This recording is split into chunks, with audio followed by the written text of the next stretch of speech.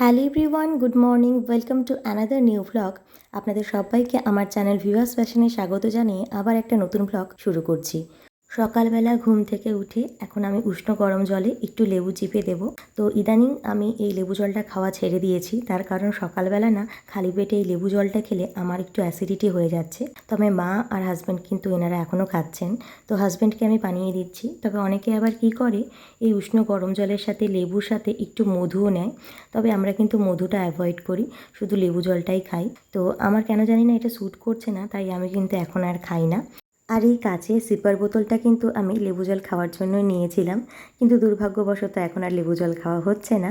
তাই কাচের সিপারটা নতুনের মতনই ঘরে পড়েছিল, তো ভাবলাম যে বরকে এটাতে করে লেবু জল করে দিই, তাহলে ওর হয়তো খেতে একটু ভালো লাগবে আর ক্যামেরার মধ্যে দেখতেও বেশ ভালো লাগবে। তোমরা কারা কারা বাড়িতে এই লেবু মধু জলটা সকালবেলা খাও আমাকে কমেন্টে লিখে জানিও। আর তোমাদের মধ্যে কি কারো অ্যাসিডিটির ধাত আছে, যে এই জলটা খেলে তোমাদেরও অ্যাসিডিটি হয়ে যায় বা বুক জ্বালা করে?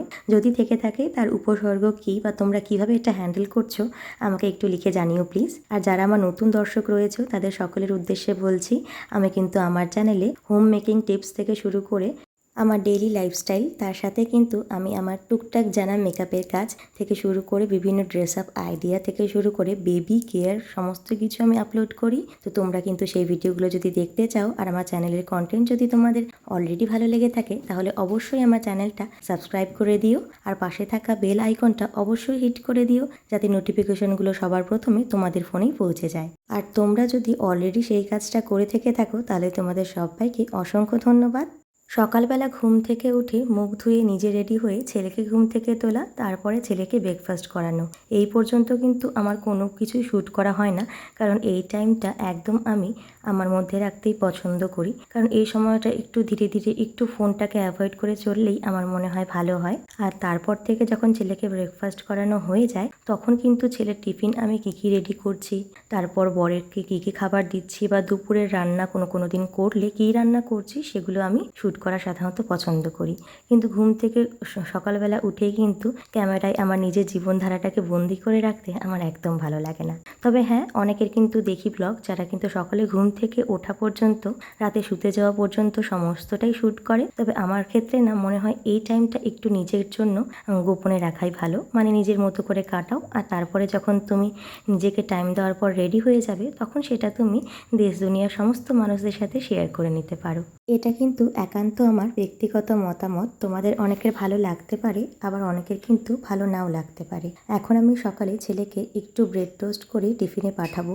অন্যান্য দিন কিন্তু কোনো সময় শশা নিয়ে যায়, কখনো কলা বা কখনো অন্যান্য ফল পাঠাই। তবে আজকে ভাবলাম যে একটু ব্রেড টোস্ট করে দিই, তার কারণ ইদানিং কিন্তু ওয়েদারটা ভালোই ঠান্ডা হয়ে আছে, আর আমাদের উত্তরবঙ্গে কিন্তু ইদানিং বেশ ভালো বৃষ্টি হচ্ছে, তাই ওয়েদারটা অনেকটা মেঘলা। তো এই সময় আমি কলাও দিতে চাইছি না আর শশাও দিতে চাইছি না। তবে এগুলোর সাথে যে ওয়েদারের কোনো ডিরেক্ট কানেকশন রয়েছে সেটা কিন্তু নয়। অ্যাকচুয়ালি আমার ছেলের যেহেতু ঠান্ডা লাগার ধাত একটু বেশি, তাই এই সমস্ত ঠান্ডা জাতীয় ফল খেলে ওর কিন্তু শরীরটা খারাপ করতে পারে। তাই ভাবলাম একটু ব্রেকফাস্টে স্কুলের টিফিনে আমি ওকে ব্রেক টোস্ট করে দিই। আর এখানে কিন্তু আমি সামান্য একটু বাটার দিয়ে সেঁকে দিয়েছি, আর পাউরুটিগুলো ছোট ছোট করে ট্রায়াঙ্গেল শেপে কেটে দিয়েছি। এখন এটা আমি ওর টিফিন বক্সে ভরে ওর ব্যাগে দিয়ে দেবো। তারপরে ওর স্কুলের জলের বোতলে জল ভরা থেকে শুরু করে ওকে স্কুলের জামা কাপড় পরিয়ে রেডি করা, আর তারপরে আমি ছুটবো ওকে নিয়ে স্কুলে।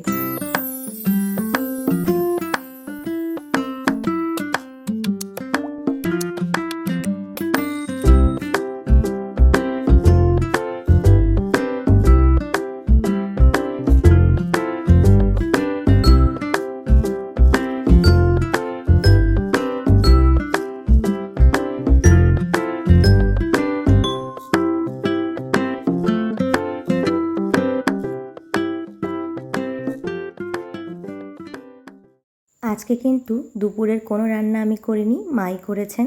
যেহেতু স্কুলে গরমের ছুটি চলছে, মানে মায়ের স্কুলে, তাই কিন্তু দুপুরের রান্না থেকে শুরু করে সকালের রান্না সমস্তটাই মা করেন। আর রাতের রান্নাটা এটা কিন্তু রোজকার আমার রুটিন। রাতের রুটি থেকে শুরু করে রাতের ভাত বা মাছ যেটাই হোক না কেন, সব সবজি আমাকে করতে হয়। সন্ধেবেলা বর বাজার থেকে কাতলা মাছ নিয়ে এসেছিল, সরি রুই মাছ নিয়ে এসেছিল। তো সেই রুই মাছগুলো আমি এখানে ভেজে নিয়ে হালকা আলু দিয়ে ঝোল করব। আর এখানে দেখো রাতে আমি কী কী রান্না করছি সেগুলো কিন্তু টুকটাক করে তোমাদের সাথে শেয়ার করব ভেবেছিলাম। তবে এই করতে করতে কিন্তু ভিডিও লেন্থ আমার অলরেডি অনেক বড় হয়ে গেছে, তাই কিন্তু আজকে ভিডিওটা আর বেশি বড় করছি না। আমি ইদানিং খেয়াল করেছি বড় ভিডিও বানালে বেশিরভাগ দর্শকই কিন্তু বড় ভিডিওটা স্কিপ করে যায়, গোটাটা দেখতে চায় না। আর এতে কিন্তু আমাদের মানে যেগুলো শেয়ার করতে চাই সেগুলো অনেকটা তোমাদের না দেখাই থেকে যায়, মানে যারা আমার দর্শক তারা অতটাও দেখতে পারো না। তাই আমি ভিডিও লেন্থ কিন্তু আগের থেকে অনেক কমিয়ে দিয়েছি, আর কমিয়ে দেবো বলে ঠিক করেছি। তো দেখো এখানে আমার মাছ ভাজা প্রায় হয়ে এসছে। তো আজকে বেশি কিছু আর শেয়ার করব না, রাতের রান্নার যেগুলো টুকটাক কাজ করতে হবে সেগুলোই শেয়ার করব। আর এখানে আমি চপিং করে নিচ্ছি। তবে আমি কিন্তু এত স্পিডে চপিং করিনি, এটা একটু ফাস্ট ফরওয়ার্ড মোডে তোমাদের সকলের সাথে শেয়ার করা রইল, কারণ ধীরে ধীরে করতে গেলে কিন্তু ভিডিওটা আরও অনেকটা লেন্দি হয়ে যাবে। তো আজকের ভিডিওটা এইটুকুই। যদি ভিডিওটা ভালো লেগে থাকে তাহলে অবশ্যই একটা লাইক করে আমার চ্যানেলটা সাবস্ক্রাইব করে নিও, আর কমেন্ট করতে কিন্তু ভুলো না। আর যদি ভালো লেগে থাকে তাহলে কিন্তু তোমাদের ফ্রেন্ডস এবং ফ্যামিলির সাথে শেয়ার করতে পারো, যাতে তারাও এই ভিডিওগুলো দেখতে পারে। আজকে এখানেই রাখছি, দেখা হচ্ছে তোমাদের সঙ্গে নতুন কোনো ব্লগে। ততক্ষণের জন্য সবাই সুস্থ থেকো, ভালো থেকো, বাই।